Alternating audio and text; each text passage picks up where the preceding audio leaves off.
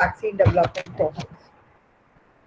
So, talking about vaccines, let us know what vaccines are. So, basically, vaccine programs you must have heard about. There are many vaccine programs which are running about in this country and even worldwide. So, everyone is talking that vaccination can help us prevent the disease. Everyone is thinking that vaccination will let them give them the freedom to move outside and to work normally as they were earlier working. So yes, vaccination is one protective shield that is provided by antigen of the same organism that is responsible for causing the disease. So in our country as well as worldwide, we have various vaccination and vaccine delivery programs running. So I am Dr. Meghna Singh, Assistant Professor in IMS Engineering College, Department of Biotechnology.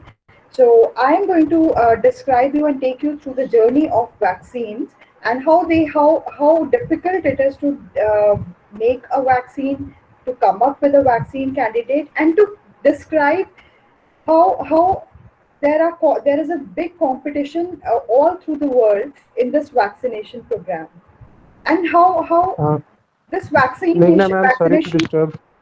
Yeah. Ma'am, presentation you need to share again. Just stop that sharing screen and restart that presentation. Okay. Okay. Someone has shared his or her screen in between, so your presentation sharing window has disappeared. Acha, acha, look, I'll share So it. all the participants are requested not to share their screen anytime during session. Please take care of this, otherwise it will ruin our experience. Schedule, Thank you. schedule making so many slides.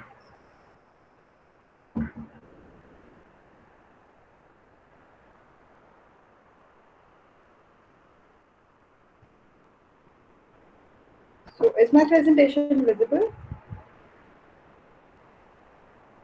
Hello. Yes, now it's visual, ma'am. You Now can it's continue. visible. Thank you. Okay. Okay. So sorry for the small glitch. It happens. So we are moving into a digital era where we are more dependent on these digital modes. So these small things happen. So now talking about myself, so I'm Dr. Meghna Singh, Assistant Professor, Department of Biotechnology. And why I'm describing the vaccines here, why I'm talking about vaccines here, because I have worked for last almost 10 years on these vaccines candidates, and I've described and I've tried to characterize and identify how all these vaccine candidates in the lab condition and in the laboratory setup are discovered, are further taken up, and then they reach up to the industrial level where they are already ready for everyone to be immunized. So I'll take you slowly and gradually through this journey of vaccines. So vaccination programs, as I was discussing, so these vaccine programs, they are a result of years of discovery and development. No, it is no one day's discovery that vaccine has resulted into. It may take almost minimum 5 years to almost 20 years. Still, very small percentage of the vaccine candidates which are taken up, they finally result and convert into a vaccine. So the funnel is really narrow. You start up with many vaccine candidates and you end up with hardly one or two final potential vaccines. Also, the cost of vaccine development, research, laboratory setup, and doing everything is very costly. It is not a easy affair. It is not very. I would say it is not so that you won't have to spend much money. It is one of the most expensive areas to develop. Besides, like we spend on defense, we spend on other major important categories in a country. There is one category where we spend on protective and preventative healthcare, so vaccine comes under that category. Now, immunization program, it is based on developed vaccines which have prevented countless cases of diseases and disability and saved millions of lives. So why it is worth spending this much? Because finally you are able to safeguard, you are able to bring out people from those deadly morbid diseases, and those people, they are a useful strength of a resource of a country. So you are actually saving on the good resources. You are actually saving on the more spending on hospitals and your treatment cost, and you are actually saving on the emotional safeguard of people living in a country. India India is one of the leading producer of vaccines. So India has currently the capacity to upscale its vaccine manufacturing to around 3 billion of vaccine in a year. So India is one of the major vaccine manufacturing providers. So here I must mention it is a vaccine provider, manufacturer. It is not the vaccine candidate final identify after identification by final vaccine delivering country, right? But yes, we are slowly entering into that research R&D phase also with companies like Bharat Biotech. However, despite all this capacity in India, almost 44% of young children are vaccinated. Despite it is a mandate to our constitution that every individual should be properly vaccinated for some identified common diseases for which the vaccines are available. Still, the saddened part is that not everyone in our country is vaccinated. It might be due to lack of education, it might be due to lack of money, awareness. There are several reasons. One of the most successful programs that has ever run is polio vaccination. Through vaccination, people are completely able to eradicate this polio disease, and we are a polio-free country now. Now, let us see the vaccine status in India. If you go here and see on this injection, which is actually not an injection here, it is a graph that covers all the major states in our country, and here it shows the national average that almost on average in every state 65% people are vaccinated. Every year, almost 89 lakh children in India get only few vaccines or no vaccines at all. So that we have to cover. Besides covering new diseases for vaccination, major challenges to convince everyone to be ready for the vaccination. Currently, these are the listed vaccine diseases which are vaccinated through various important antigens. So we have cholera, dengue, diphtheria, hepatitis. We have Japanese encephalitis. We have rubella, rabies. Recently, malaria is also added into that. But malaria vaccine is for children. It is not still able to cover or provide enough protection for adults. Besides these, we have 25 vaccines in pipeline, which already many research scientists are working on. Now, what are the major stages through which a vaccine candidate goes through to finally come to us through an injection, and we go to our doctor and the doctor immunizes us? There are many different stages in between there. Many of you might not be aware that it involves a plethora of people to finally give up that stage to you, that you go to a doctor and ask the doctor, please vaccinate me against this disease. There are many people involved, many departments, many sections, many skilled people who are experts in their different fields. So they are involved. So majorly, if we define the category of vaccine development, we have a preclinical vaccine development phase, and then we have a clinical vaccine development phase. So preclinical vaccine development phase is when we are still in a very infant and in a very just birth stage. So it starts with an initial birth stage that let us identify all the proteins in a organism that is causing the disease, which are important to that organism, as well as which are the ones which can create an immune response in our body. So that first identification is the infancy stage of a vaccine. So you work with many proteins at that time, maybe hundreds, maybe 200, depending on the pathogen that you're working on. Then after screening all of them, you identify out of 100, there are almost 10 to 20 proteins which are important, which can elicit and which can provoke our immune system. So they are antigenic. So not all proteins are antigenic, right? So all proteins are proteins, or proteins maybe some of them be enzymes, but all proteins are not antigenic. Some of them are antigenic. So some of these antigenic proteins, they are further taken up to see how much antigenic they are, how much immune response they can elicit, how much power they have to challenge our immune response to just start up with the work. So out of those, let us say if we further characterize, so out of those 15 to 20 potential immune response elevating antigens, hardly there will be 5 to 6 antigens that are actually giving a high level immune response. So those antigens, they are further taken up, and then they are tested in vitro for their vaccine efficacy. In vitro testing means that you just do that experiment and see in a lab standard. Like you have cell line, you have cell in front of you, you have antigen, and you see cells are bursting and multiplying or not. So if they are bursting and multiplying in presence of that antigen, that means yes, something has worked out.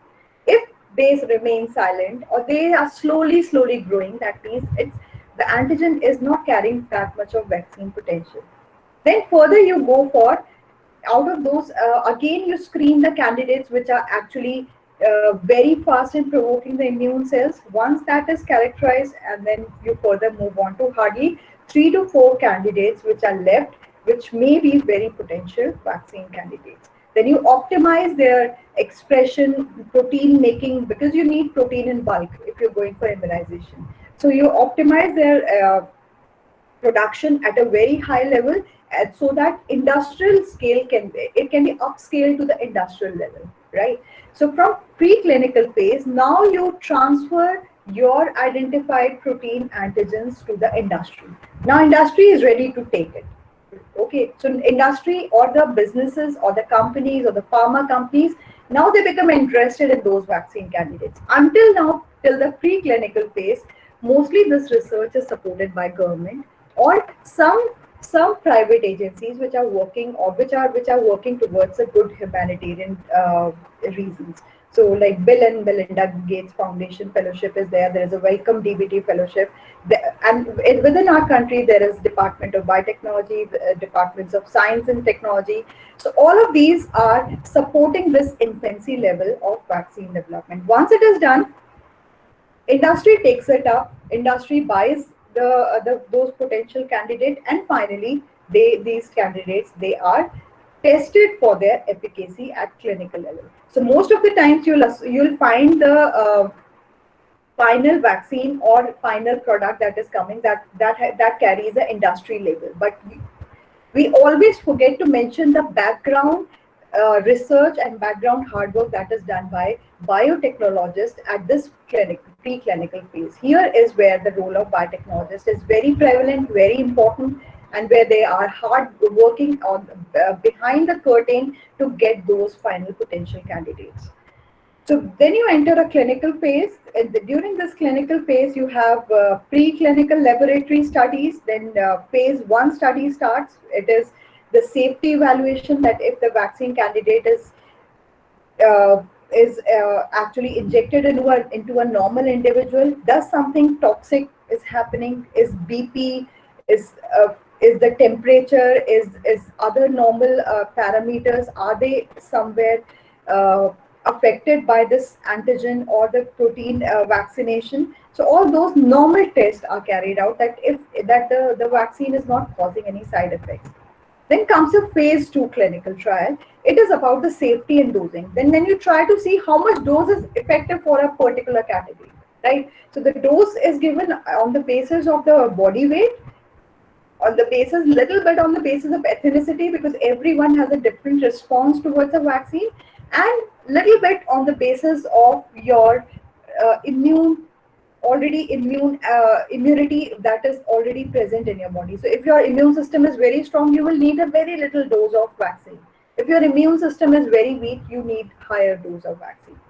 So on the basis of these, for different category, for children, for adults, for male, for female, the average dose of vaccine is decided, that how much we should inject to elevate the appropriate, accurate immune response that will only and only react on the pathogen. So here I would like to mention, what if the immune response goes beyond the level we want? It goes to a very, very high level. That starts causing our autoimmune response.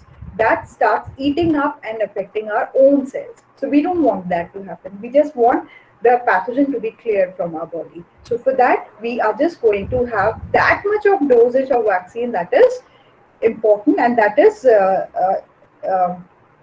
enough to clear the pathogen. Then we enter into a phase 4 clinical trial, which is the trial phase where government starts interfering for its approval, for its safety, for its non-toxic effects. So everything is the approval. Every kind of approval is taken from the government that we should be allowed to market our vaccine into the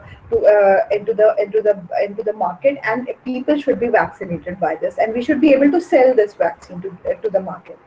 So here government checks the vaccine, all the phase 1, phase 2 and phase 3 as well as preclinical results of the vaccine development, and finally we enter into phase 4 vaccine development stage, which is post marketing and safety and efficacy. So once you have vaccinated people, you are not done. You are still not done. You still have to find out people that if there is some toxic effect coming up, if suddenly people start after vaccination start behaving abnormally, something is actually going wrong, which was already not in your plan, right? So that is called as post market surveillance. You start surveilling people and getting reports from different areas if everything is fine. But this surveillance goes on lifelong until the vaccination, until your vaccine is in the market. So anytime, any area, any category of people can be negatively affected by this vaccine. So that is post-marketing surveillance and efficacy of the vaccines. That at certain point of time, what if the pathogen becomes resistant to your vaccine or resistant to the immune response that is elicited? The pathogen is mutated. The pathogen changes its protein that we are targeting on. What we have to do now, and we are freely moving that we are vaccinated, right? And that surveillance has to be kept. So this goes on for a very, very long time. So how about this whole process of preclinical and clinical development that goes on takes how much investment it takes? So it takes around 200 to 500 million of rupees for this preclinical and clinical development phase, and almost minimum 5 years to 18 years. Minimum if you're very lucky, and 18 years if you're very unlucky. So on average, it takes you 10 to 12 years. But I must mention, in the recent scenario where we are working on COVID vaccine, every major immunology lab is working on COVID vaccine. At that time, this process is faster to a very high speed. So this has superseded all the previously optimized biotechnology processes. That from 5 to 18 years, it has reduced its time to 1 to 2 years. So this is the speed. This is the highest speed with which a vaccine is ever developed in the history of vaccines. So it is estimated that almost 50 to 700 million of rupees is required for upscaling of. So phase 1, phase 4, 3 is cleared. Now you have to make the quantity of vaccine that should be available to every person in your country. So you have to upscale it. So that upscaling manufacturing unit setup is also the one which requires money. So usually we are using already set up places where they already have all the vaccine instruments, all the upscaling instruments. So those places or those companies are hired for upscaling process. So I hope this vaccine stage development is very clear to everyone. So now we have to move on to something which is the buzzword right now, which everyone is talking about, that is coronavirus or COVID-19 virus. What are we doing? What is biotechnology doing with COVID-19 virus? As I explained to you, that biotechnology plays a major role in coronavirus vaccine development, time reduction, candidate identification, and their characterization for vaccine development, as well as drug target identification and uh, identification of those drugs which are very effective in clearing the virus.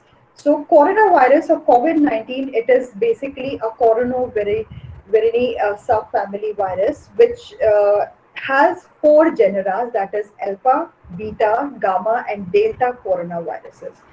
So they all share alpha, beta, gamma, and delta coronaviruses. They all share a phylogenetic relationship and similar kind of genomic structures with each other because they are derived from the same root.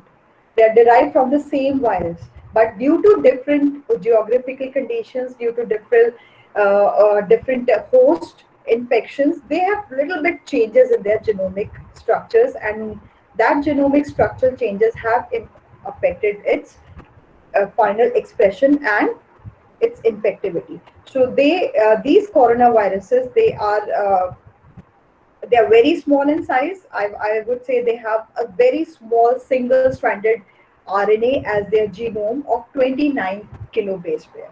So as a biotechnologist, you know 29 kilobase pair is nothing. It's a very, very small RNA. And moreover, it is RNA. So usually, I don't know how many of you are actually core into biotechnology, but mostly every organism on this earth has genome in form of double-stranded DNA. Having some viruses and some organisms as exception which contains RNA as viruses makes them very, very important and makes us very curious to study what is it, how they are surviving with the RNA virus genome. So RNA genome is present in a virus because this RNA helps them to multiply faster, to keep a lesser baggage. I would compare it with something. If you are a person who will carry a lot of bags with you, with a lot of luggage with you to travel somewhere, it will take you a lot of efforts and I would say things you'll have to do to carry that luggage, right? So you are a big luggage, you're a hefty luggage carrier, and it is difficult to travel freely anywhere. If you are a traveler who carries only two t-shirts, two bermudas, and two water bottles with you, and you're free to travel anywhere, you're free to sleep anywhere, you're free to do anything you want because you don't have any baggage carried with you. Same is the difference between us and coronavirus. We carry a lot of luggage. We cannot go anywhere like this, right? So we have a almost 30,000 gene containing genome, which is almost 2 into 10 to the power 9 base pair in size. So this genome is so big that you can take a round of whole planet one time with the whole chromosome open. So this big genome is not easy to settle anywhere. That this genome needs a specific setup. So that is what we are, a coordinated individual. But coronaviruses, since they are very small, they just need a small secondary expression unit, that is your RNA, which can infect anyone, which can live anywhere, which can bear any type of condition. So that is why these viruses contain RNA as a genome. Talking about the genome, since genome contains all the important information that is required for functioning of a organism. So this is a virus. So this is an infective virus. So it contains all the proteins which are required for its infectivity and for entering into the host. So it contains non-structural proteins, it contains some structural protein, and some of the proteins which are accessory proteins. So purple ones are the non-structural proteins, yellow ones are the structural proteins, and the green ones are the accessory proteins here. So all these proteins, they work together to finally provide that the virus is able to infect its target host. So let us see the diversity of this coronavirus. So this coronavirus is very much diverse in different types of hosts. So in the first column, you have different types of viruses, which are coronaviruses only. In the second column, you have the natural host. Bats are there, mouse is there, that is host of this coronavirus, and the intermediate host. Final human host is there, which is ready to be infected through these intermediate as well as natural hosts.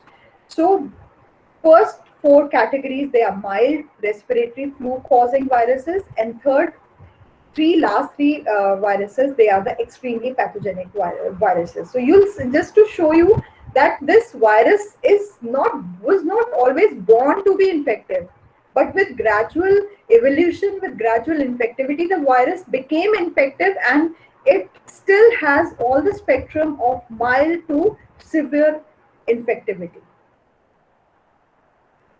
So this a biotechnologist knows. A biotechnologist knows where to start, where the root lies, right? So this is where the genetics of coronavirus is seen here. If you'll see, there are various genes which are described here of alpha, beta, gamma, and delta category of coronaviruses. So each of these category of viruses has different structure of genes, and that is why obviously their infectivity, their host, and their types of proteins have changed, right? So our SARS-CoV virus, it belongs to beta coronavirus category, where it matches with 3 or 4 more coronaviruses. So how this coronavirus enters into us, how this coronavirus infects us. So this is important to know in a vaccine lecture, because we want to know which all proteins are the ones which are first visible to our immune system, right? तो जो हमें सबसे पहले दिखाई देगा, जो the antigen of the protein जो सबसे पहले visible होगा, we are going to attack that protein first. So it is very important to study the biology on the infectivity and the protein and antigen interaction of this virus, so as to understand which is the final, which is the most important protein that comes up first, and again infects our immune system. Sorry, infects our body. So if you see here, this coronavirus has some spikes on the surface. It is a spiked surface virus, right? उसके surface पे ऐसे कांटे की तरह spikes लगे होते हैं. और वो those spikes, they come and attack our immunes, our cells, especially all the ACE2 receptor containing cells. हमारी cell के ऊपर एक receptor होता है ACE2, and these are the spikes which go and bind to this ACE2 receptor, and they lets the parasite, this virus come inside the cell, right? So the major fault lies with our receptors, who are allowing us. But the problem is, the virus is very smart. The virus has the spike proteins which actually matches with some of our proteins which are ligand to these receptors, right? So our receptor get confused. So these ligands, they will bind to the receptor, and then they will finally enter inside the cell. So these ACE2 receptors, they are very important in suppressing the inflammation pathway in our body. So once these receptors they allow these peptides or some anti-inflammatory peptides to enter inside the cell, all the internal cell inflammation is calmed down. But here what is happening is, instead of those anti-inflammatory proteins entering, we have SARS-CoV virus entering inside the cell. So what will happen? 2 things. One is the enemy has entered inside the cell, and second problem that is happening is the inflammatory calming cells are not entering inside, proteins are not entering inside the cell. So inflammation, it increases. So now the cell has to fight with 2 things, this virus and the inflammation. So this is the life cycle of coronavirus, which as a biotechnologist, I would be very interested in knowing once, if I have to see which all proteins of this virus are important for vaccine candidate. So I see here that the virus comes here. It, as I told you, it attaches on the ACE2 receptor, which is present on the surface of the cell.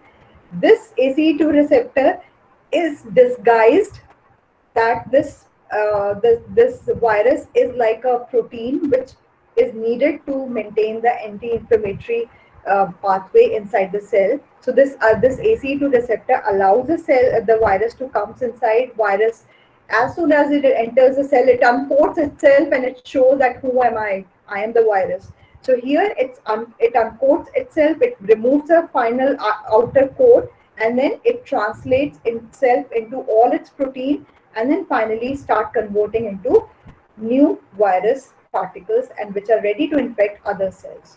So this is the way the virus enters. So there are various cell organelles which are involved here. So To understand this process, obviously you need basic biology understanding. You need to know that what biological process is going in this cell, how a cell lives. If you know how a cell lives, you will understand how an enemy attacks a cell and enters inside the cell. So now moving on, that how the vaccine candidate is identified. So here, based on this slide, I see that the spike proteins are the most important candidates which can be used for designing a vaccine against the coronavirus. So this is what all the scientists in the world did. They actually they are working on different fragments of spike proteins to prepare a coronavirus vaccine.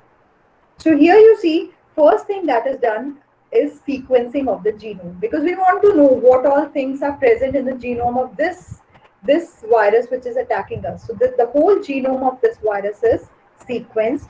After sequencing of this viral genome, the proteins which are important, they are identified through various bioinformatic analysis. So bioinformatics is one of the categories and one of the important tool of biotechnology, where a biotechnologist, rather than working in the lab, uses computational tools to identify the various antigens as well as other important protein and DNA properties for their work.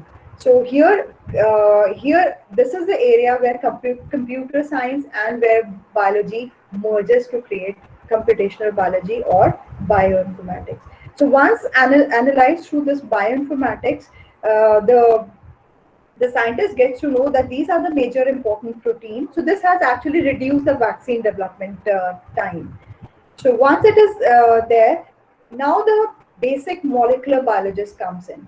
A biotechnologist has a special place for molecular biologists, because these are the people who will actually work at molecular level on DNA and RNA molecules to convert and to identify and to characterize something very useful in them, which is useful for mankind.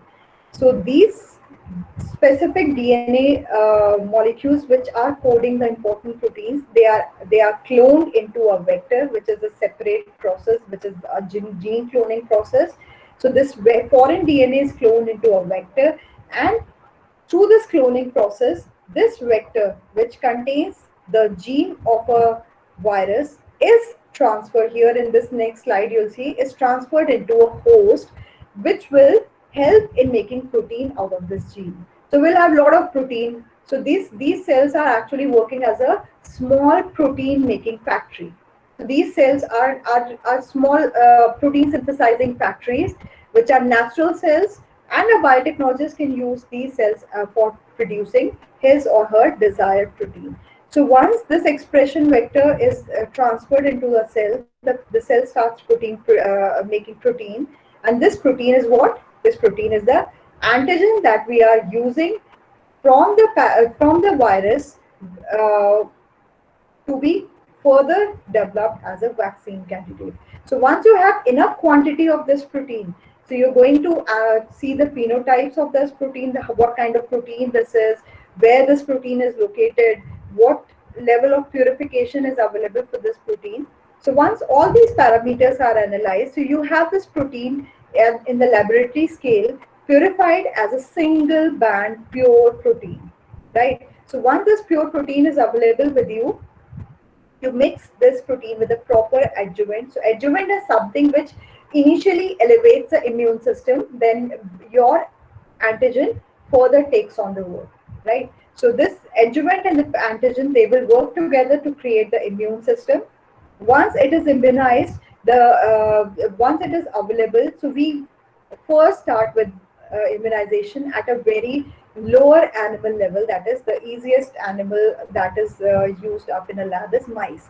So we use with bulbsy, we use with Swiss mice, or we other strains of mice which are inbred, which are pure in nature, because they are not containing external contaminants, because they can give you a false result that your vaccine is working good, because they are already immune to outer environment. So these are inbred mice which are used for immunization purpose.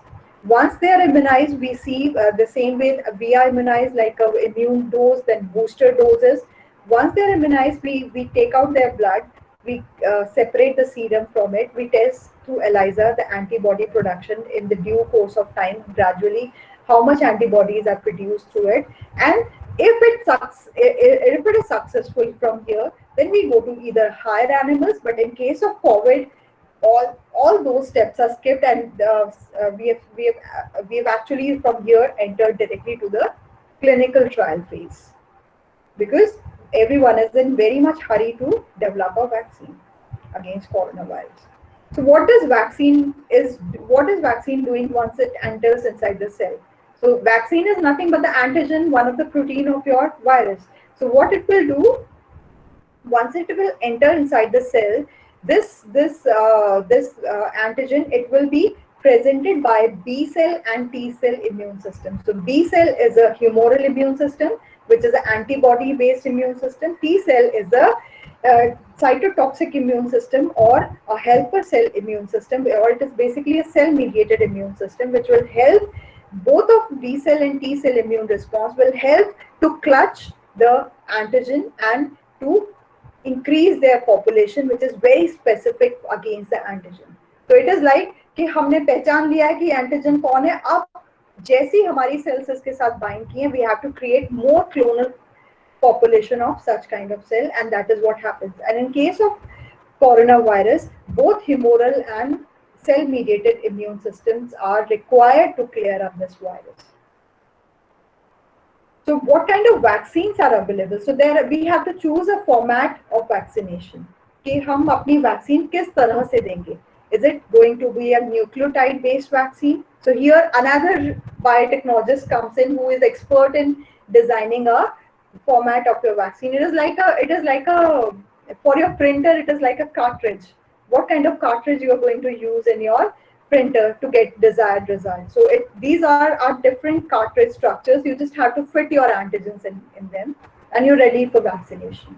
So you have to see that if you're going for a nucleotide based vaccine, if you're going to for a subunit vaccine, recombinant vaccine, attenuated vaccine, or an inactivated virus vaccine. So this is again a different science where you have to see which all vaccine candidates, which all vaccine formats you have to use for your antigen. So this is something which will take another hour to describe each and every kind of these format. I leave it up to you to explore what all kind of vaccines are there.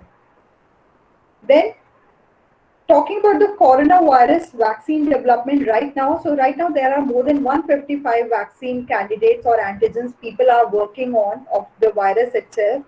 And then out of these, 15 have entered into phase 1, 11 have entered into phase 2, 4 in phase 3, and 1 has entered into phase 1, which is for limited use for Chinese army. Different countries are there. India has also entered into the vaccine development race, and this is one from Bharat Biotech, and NIV is the biotechnology research partner of this Bharat Biotech based vaccine. But yes, as an outsider, we'll always see the company that is coming, and ICMR is a funding agency here. Besides this, there are other vaccine candidates which are upcoming, and soon their first clinical trial will be started in India. Which companies are actually running first in the race? So if I talk about, these are the various companies which are working. So AstraZeneca, with in collaboration with the University of Oxford, they are actually working on a RNA based vaccine against coronavirus, and they have just recently completed in July their third clinical phase, and the results will soon be out, and it is expected their vaccine will be available by September. But it will take time in our country to get the vaccine. Then we have Chinese vaccine, which is already approved, and it is given to their army. Then we have Sanofi and GSK vaccine, which is coming up, which is a trimer adjuvant. We have Bharat Biotech vaccine Covaxin, which has entered for which with 350 people the clinical trial has already started. Then we have Pfizer vaccine with BioNTech, which is mRNA-based vaccine, which is the trial have already started. They have entered into phase 2 now. Then we have Moderna vaccine, which is again close to AstraZeneca for their vaccine candidate. These are different proteins which are there. So these are not just corona protein, but people are working on the cross antigens also. So some results have been seen that those people who are vaccinated with BCG vaccine, they are more immune and protective against a corona infection. So BCG vaccine is also under trial against corona. Then there are various antigens and proteins of coronavirus itself, which are listed here. So there are plant-based corona vaccines also. Then there are subunit vaccines also, recombinant vaccines also. Then there are clamp vaccines also, adenovirus-based vaccines. So there are different formats. So every person has worked years to create a different vaccine format, and a person has worked a lot to bring out that these kind of vaccine formats are also successful. So besides this, there are therapeutics also available for corona vaccine. So since corona infection, it leads to very high level of cytokine upsurge in our body. So cytokines are immune secretory immune molecules which are released to kill the cells. So as soon as cytokines are released, our inflammation already started. So you must have been listening that people are dying because of heart attack. People are dying in corona because of kidney failure. So multiple organ failures are there because our inflammation system is anti-inflammatory system is hacked by the virus, and since hacking is done, so all the organs start inflaming. You never know which organ first inflames and it gives up and that are not no more able to work. So all these therapeutics, they are targeted against this inflammatory pathway. Then what is the role of biotechnologist here? As I've been explaining all through my presentation in a vaccine journey, that biotechnologist has a big role to play in the lab research, in the clinical trials. As a scientist, nurse, doctors are there, so scientists are biotechnologists here. Then all the top pharmaceutical companies and all the other related companies like Biocon, they are actually providing support by through their biotechnologists working with them towards this big cause of COVID vaccine. So thank you. Stay safe and stay protected against this virus, and keep reading more.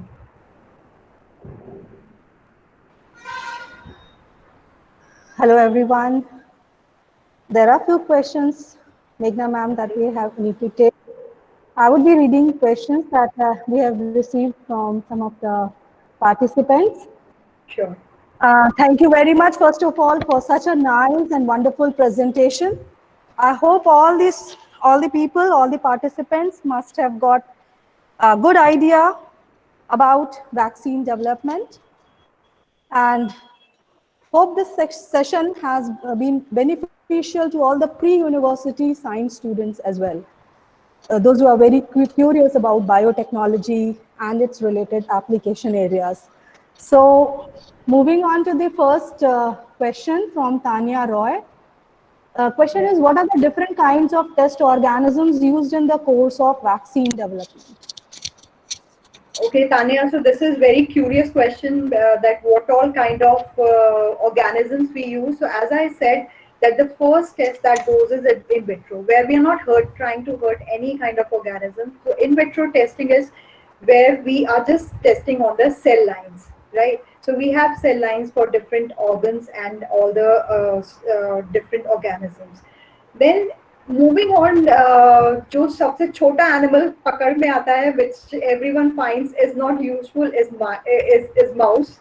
So we have different inbred and outbred mouse models which are used for diseases. Then after mouse we move on to little higher animals, rats, then guinea pigs. Then we if given a chance, and if it so right now people have actually stopped using, but we have monkey, chimpanzee, which is more closer to human, and then we finally come to human. So we don't want to put human at risk. So this is how animal trial moves on from very lower animal to the final human trial. Okay, another question is from Ashwini Singh. Is effectiveness of vaccine is varying with climate and weather or places? Uh, Effectiveness of vaccine does not changes because vaccine is inside us. right? So vaccine is not facing the climate outside, but yes, a vaccine is very much affected by the individual it is vaccinated, who is used for vaccination. Like the same vaccine may not elicit a very strong immune response in me, and it may elicit a very strong immune response in a child, right? So vaccine immune response differs from individual to individual, but what we take is an average immune response, that this much protection is vaccine giving. Like we see, if a vaccine is giving 80% protection against a pathogen, then okay, so in some people it may give 50%, some people it may give 30%, and some people it may be 100% protective also. So it Okay. varies. Next question from Jayaprakash. Ma'am, how many strains of COVID-19 spread over India? Is it possible to get vaccine for all the strains which are there? Please clarify this. So currently there are three strains of coronavirus vaccine, right, which are prevalent in India, and all the three strains are very closely similar to each other. All of them have spike protein. So the vaccine which we are making is against the spike protein, and spike protein is very much matching with the in all the strains. So right now, having different mutated strain is not a big problem for us.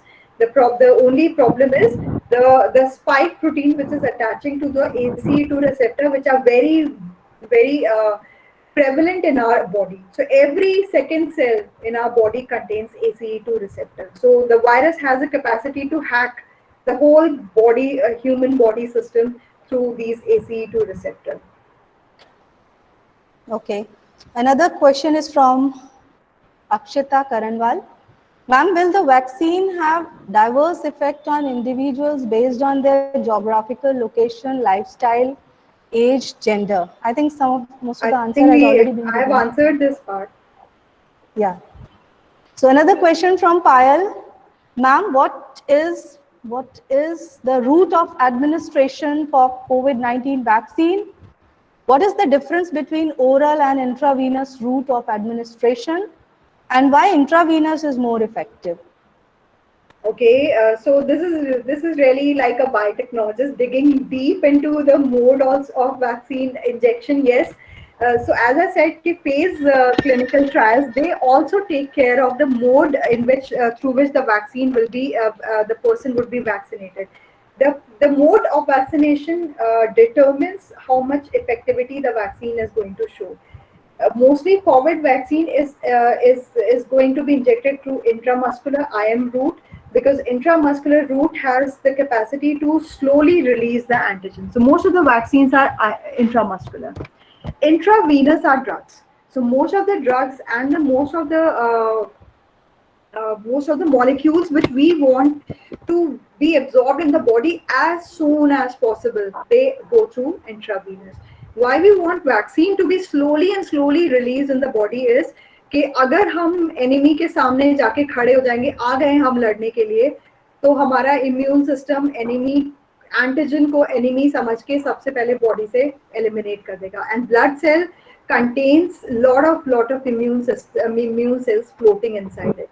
That is why IM intramuscular route is the one through which the vaccine along with the adjuvant will travel through the various routes and will finally come into the blood. So that makes sure that in the gradually during slow release of antigen, you are developing antibodies against the antigen. Okay. Another question we have from Arnab Sen. He asks, like, if there is 80% similarity in glycoprotein encoding gene sequence in SARS, MARS, and COVID-19, then is it possible to develop a multimeric vaccine? So it is possible, because all of those contain the same glycoprotein, spike protein, which is which is glycolated, right? Glycosylated. So it is possible that if we have a vaccine developed for one SARS COVID virus, then it will protect us against every COVID virus. Only thing is that this vaccine against the spike protein or glycosylated proteins, this vaccine would be affected only against those viruses which contains that spike protein. If the virus changes the structure and during that structure glycosylation and the spike proteins are mutated, this vaccine will not be effective. Rahul has a query Okay. regarding, like, ma'am, is it possible to develop any drug tablet against COVID-19? See, drugs are post-infection molecules, right? जब आप बीमार हो चुके हैं, so people are reusing already existing drugs. के like there is a hit and trial going on, if you see. So people are working के अच्छा ये वाली बीमारी की ड्रग इसमें यूज करके देख लेते हैं काम करती है इम्यून सिस्टम के लिए जैसे च्यवनप्राश खाते हैं कर लेते हैं कुछ तो होगा कुछ तो इफेक्ट करेगा सो people are releasing many drugs. So recently,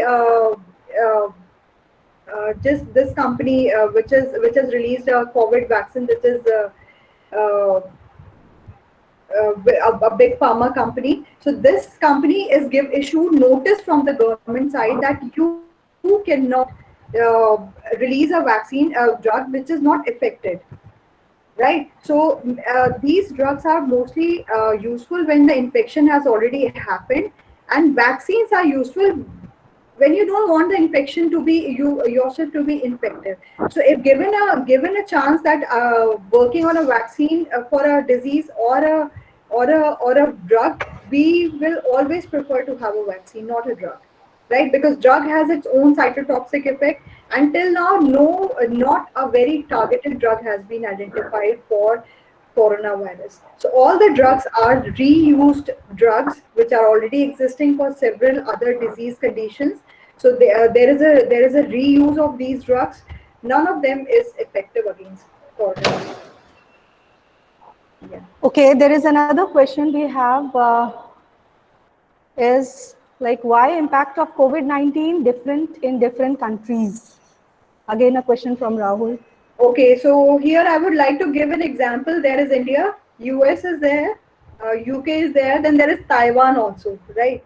Then there is China also. So all these countries have different impact of COVID because of their different strategies to combat the disease. Many people have like Taiwan has only 7 dead people due to coronavirus because they took utmost care to actually wear mask all the time. To even if they're diseased or not diseased, they wear mask. They protect themselves, and that is why the virus is not transmitted. Some countries like India and other countries like US and even UK, the educated people in UK, they are not taking the full precautions. If they'll take the full precautions, the virus will not be transmitted and the disease will be cured. So the currently, until we get the vaccine, the best option is to wear mask all the time, because now the reports have come the virus is actually airborne, right? So since it is airborne, it is present in the air most of the time, right? So if you're wearing a mask, you are actually helping yourself by not getting the disease, as well as if you're diseased, you are preventing others to get this. So it is all about precautions, and it is all about following the instructions very stringently. There is no such effect of immunity. Yes, in India, immunity and is little higher, but that will create an asymptomatic or mild symptom individual rather than no infection. Yeah, thank you very much. Another question from Jyoti Chaudhary is, ma'am, what your take on Patanjali Coronal? So why can't we take this? So coronal, Patanjali coronal is also good. You can take it. It is about strengthening your immunity, right? Anything which helps you to strengthen your immunity. People say you can have haldi, turmeric milk. You can have chawanprash. Anything which prepares you to face the virus once it is going to attack you. Anything which helps you to develop a strong immunity is good. But that is not a ultimate solution. This is just a supporter that okay, what you are little ready, more prepared than a non-prepared person. Paras wants to ask a question. Ma'am, please tell us about homeopathic liquid arsenic album. So arsenic album is again a good immunity uh, liquid, which as far as I know, I'm not very much a homeopathic person. I'm a biotechnologist. So I would say whatever is homeopathic, allopathic, Ayurvedic is there, that is all dispersed immune system elevating molecule. None of them is a targeted COVID vaccine or drug. Yeah. So I think all the questions we have taken. Yeah. Thank you, Meghna, for answering all the questions of the participants, and thank you very much all the participants for asking questions and making this webinar a very successful event. And I Thank you, all request of all of you. you, I request the participants to please submit your valuable feedback, the link for which is given here on the chat window. So a Yeah, very nice presentation and very enthusiastic and curious participants. exactly. Thanks for Thank you. making. Thank you. Thank you, Rashmi. So all those who are here who are listening to the presentation, please you can follow Biotechnology IMSEC webpage on Facebook so that we can keep you updating more about the vaccines and more about COVID and other biotechnology innovations. So if you are interested in biotechnology, you do subscribe us.